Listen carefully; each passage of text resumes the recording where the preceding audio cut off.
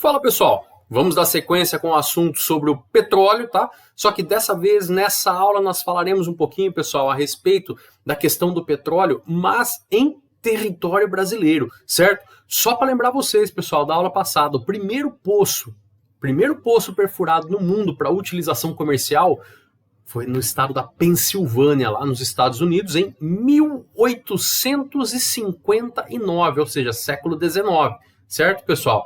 É a partir daí que começa essa busca incessante aí por petróleo no mundo todo. Muitos locais já descobrem de cara aí que tem uma grande jazida, como é o caso do Oriente Médio, que nós vimos que é a região do globo que mais produz petróleo, certo? E no Brasil?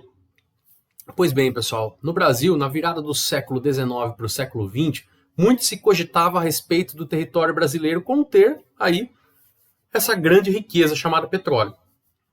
Só que até então nenhum governo trabalhou fielmente aí na ideia de fazer a prospecção, ou seja, fazer aqueles exames das camadas geológicas para realmente poder ter ideia de onde ter petróleo no território, tá, pessoal? Isso só vai começar a acontecer lá na década de 1920. E pouca gente sabe, pessoal, mas um dos primeiros exames de prospecção realizados no Brasil foi aqui na nossa região de Piracicaba, tá?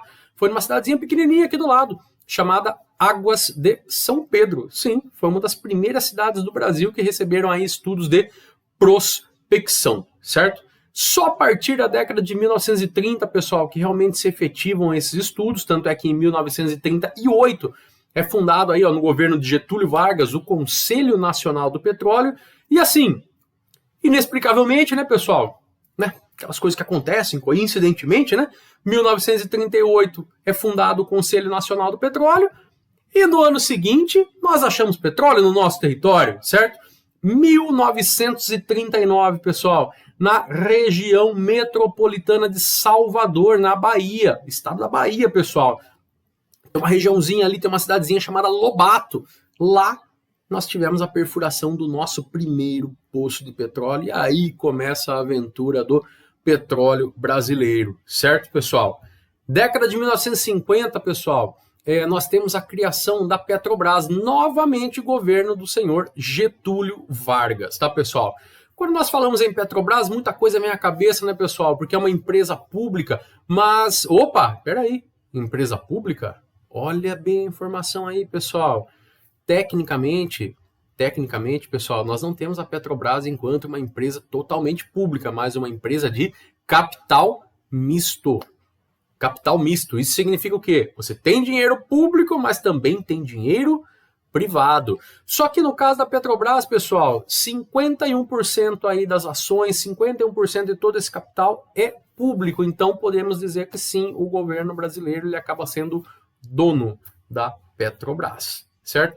E desde o primeiro momento, pessoal, desde a sua criação, a Petrobras exerceu aí um chamado monopólio da prospecção, da produção, do refino e da importação do petróleo. O que significa isso? Significa que quando a Petrobras foi fundada, pessoal, quando ela foi criada, ela iria gerir toda a questão do petróleo aqui no Brasil, certo?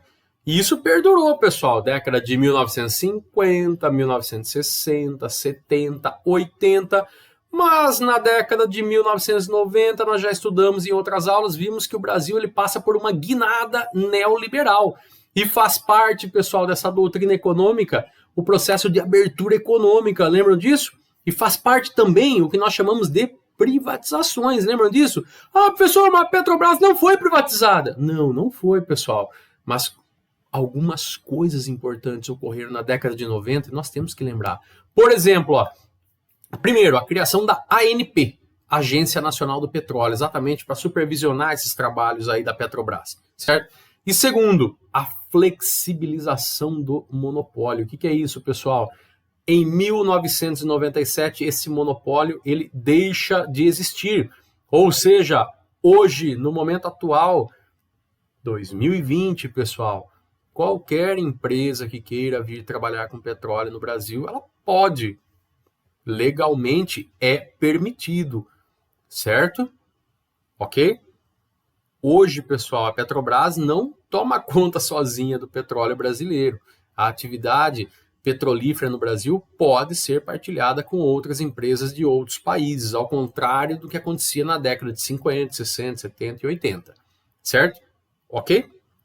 Pois bem, pessoal, só que quando nós falamos em Petrobras, pessoal, poucos alunos sabem que ela é realmente uma empresa muito grande. Ela tem o que nós chamamos de subsidiárias. O que é isso? São várias empresinhas dentro dela que ajudam a compor essa grande empresa que nós chamamos aí de Petrobras. Querem ver? Vejam isso. Ó. Esse é o símbolo, né, pessoal, hoje da Petrobras, certo? O logotipo, né? Vejam só as empresas que ajudam aí a compor essa grande empresa chamada Petrobras. Primeiro, a Petroquisa, fundada em 1967, pessoal.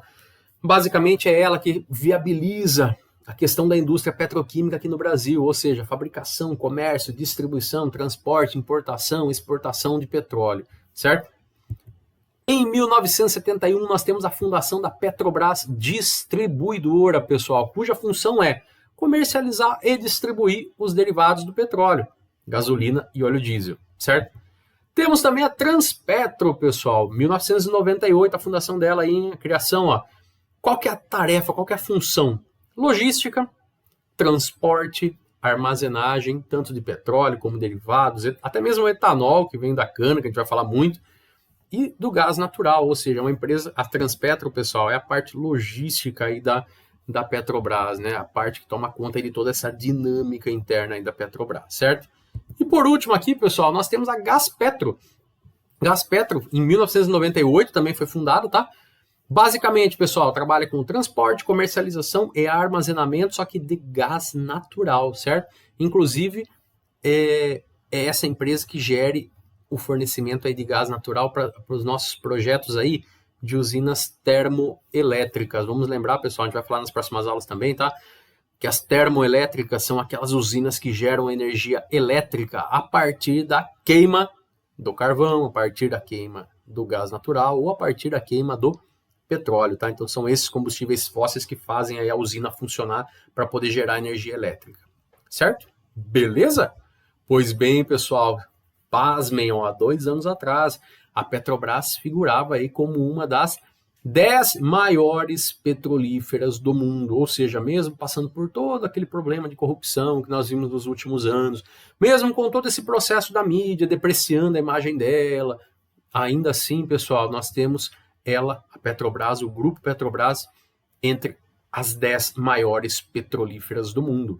E se você, pessoal, rever a aula passada que nós falamos lá do cartel das 7 irmãs, vocês vão perceber que muitas daquelas empresas que detinham ali um cartel, né, na década de 50, muitas estão aí entre essas 10 que vocês estão vendo, pessoal. Então, algumas coisas não mudaram quando nós falamos em mercado de petróleo no mundo aí nesses últimos 50 ou 60 anos, certo? Beleza? Mas vamos voltar para o tema Petrobras, né, pessoal? Esse mapa aqui ele é muito interessante, pessoal. Por quê? Porque ele mostra para a gente onde estão as refinarias. Quando nós falamos de refinaria, pessoal, nós estamos falando da usina, do local, da empresa, da indústria, que vai pegar aquele petróleo bruto e refiná-lo para dar origem aí aos seus derivados, como é o caso da gasolina, como é o caso do óleo diesel, querosene, entre outros que podem derivar aí do petróleo, certo? Geografia, pessoal. O que chama atenção nesse mapa aí, ó? Vocês vão perceber que a maior parte das refinarias que nós temos aqui no Brasil são refinarias da Petrobras. Somente 2 não são da Petrobras. A refinaria de Manguinhos, no Rio de Janeiro, e a refinaria Ipiranga, lá no Rio Grande do Sul, certo? O restante, todas são da Petrobras, pessoal, certo? Ok? E outra coisa, pessoal, outra particularidade, vocês vão perceber que a maior parte das refinarias estão todas próximas ao litoral, certo? Oi, professor, mas por quê? Primeiro, pessoal, próximo às áreas de prospecção de petróleo, né? Das áreas de ocorrência de petróleo aqui no Brasil. Vamos lembrar que a maior parte do território brasileiro, a maior parte do petróleo brasileiro é offshore. O que significa isso, pessoal? Offshore é quando a prospecção do petróleo é feita em alto mar. Então, a maior parte do nosso petróleo vem do subsolo oceânico. Agora, se observa, por exemplo, a refinaria de Manaus, nós temos uma prospecção de petróleo, pessoal, territorial, aí já é chamada de onshore, certo? Então, onshore, territorial e offshore, nós temos aí águas, digamos assim, abaixo do oceano, certo? Águas profundas. Ok, galera? Certo? Dá uma olhadinha aí novamente nesse mapa, pessoal. Em 2006, o governo brasileiro proclamou a sua autossuficiência, ou seja, que o Brasil ele produz o suficiente para o que ele precisa, certo? Em torno aí de 2 milhões de barris por dia. Só que detalhe, pessoal, o petróleo brasileiro, ele não tem aquela qualidade excelente, tá? E ele tem que passar por um processo chamado craqueamento. Craqueamento é um processo químico onde você vai quebrar moléculas para poder dar origem aí aos derivados, certo? Não são todas as usinas, pessoal, não são todas as refinarias da Petrobras que trabalham com o craqueamento pleno. Ou seja, nós não temos essa tecnologia sendo aplicada em todas. Então, por causa disso, o Brasil ele depende da importação do petróleo leve. O que é isso? Petróleo pesado é o bruto, certo? Petróleo do jeito que ele é extraído, sujo, impuro. Agora o petróleo leve já é esse petróleo, pessoal, refinado, craqueado, todo já pronto para um processo industrial, certo? Então o Brasil continua dependente aí, pessoal, de importar o que nós chamamos de petróleo leve, certo? Ok? Beleza? Dá uma olhadinha, pessoal, nessa foto. Isso é uma refinaria de petróleo aqui na nossa região, tá? Fica na cidade de Paulínia. É a chamada Replan, Refinaria do Planalto, pessoal. Estão vendo?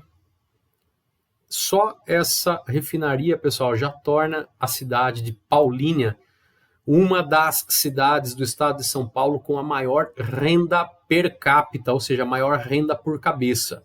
Para vocês que não lembram, é você pegar toda a soma das riquezas produzidas pela cidade e dividir pelo número de habitantes, tá? Então, Paulínia tem uma renda per capita muito alta e isso se deve à Replan, a chamada Refinaria do Planalto, tá, pessoal?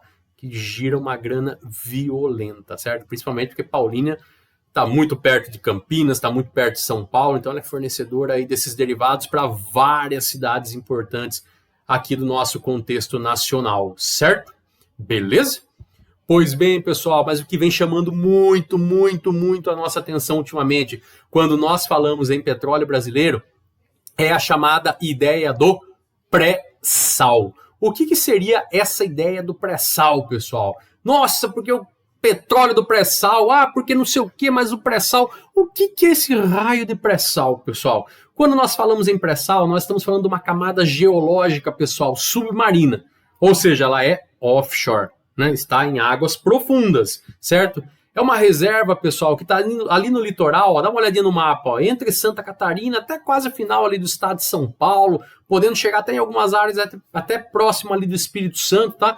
Onde nós temos, pessoal, uma reserva estimada, ou seja, não é comprovada, é estimada, mas pode ser a mais, de pelo menos 30 bilhões de barris. E detalhe, galera, petróleo leve, petróleo de excelente qualidade.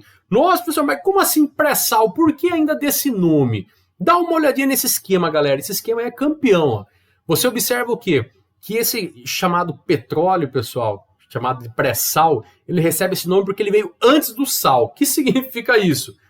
No subsolo oceânico, pessoal, nós temos várias camadas de rochas, como vocês podem ver nesse esqueminha aí, certo? Só que uma dessas camadas, ou às vezes até mais do que uma, é formada por rocha toda sedimentada, toda já diluída, chamada de sal, certo? Só que esse petróleo ele é mais antigo ainda do que isso, pessoal. Por quê? Porque ele se formou antes, por isso que vem do nome pré-sal, certo? Ou seja, antes do sal, perfeito? Dá uma olhadinha nesse esquema aí, pessoal, vocês vão ver, ó, reservatório de petróleo e gás natural, aí você vai ter rocha, vai ter sal, vai ter o pós-sal, aí você vai ter o assoalho oceânico, aí você já tem os oceanos aí. Bom, moçada, por que é importante nós pensarmos aí a respeito do pré-sal? É uma das maiores reservas descobertas nos últimos 20 anos, tá? Isso gera uma capacidade do Brasil de fornecer petróleo para o mundo todo. Obviamente que isso chamou a atenção de muitas petrolíferas do mundo para o território brasileiro, para o Brasil em si. E como toda e qualquer fonte de riqueza, pessoal, tem que ser bem aproveitada e bem administrada, certo? Existem basicamente dois grupos, pessoal, que se dividem quanto à ideia do pré-sal. A primeira ideia é o governo brasileiro realmente aproveitar muito bem esse recurso, por exemplo, e aumentar ali um repasse para a educação, para a saúde e coisas do gênero, tá? Já tem um outro grupo que defende a privatização, pessoal, do pré-sal. Por quê? Porque esses grupos defendem que a iniciativa privada teria uma competência muito maior para gerir esses recursos e o governo brasileiro poderia ganhar em cima disso sem ter que investir dinheiro público. Por que investir dinheiro público, pessoal? Porque para você fazer pesquisas, porque para você trabalhar aí com prospecção, como é o caso dessa fotografia aqui, ó. Pô, imagine só uma plataforma, pessoal, submarina, o quanto de investimento que você precisa, quantos milhões de reais para fazer uma plataforma como essa, tá? Só uma coisa, pessoal, para resumir a situação. Nós temos uma senhora reserva petrolífera e temos que administrar muito bem para saber qual é o destino que nós daremos para ela nos próximos anos, ok? Beleza? Tranquilos? Próxima aula te dá sequência aí ainda com os chamados recursos energéticos. Ok, pessoal? Abração para vocês. Até a próxima!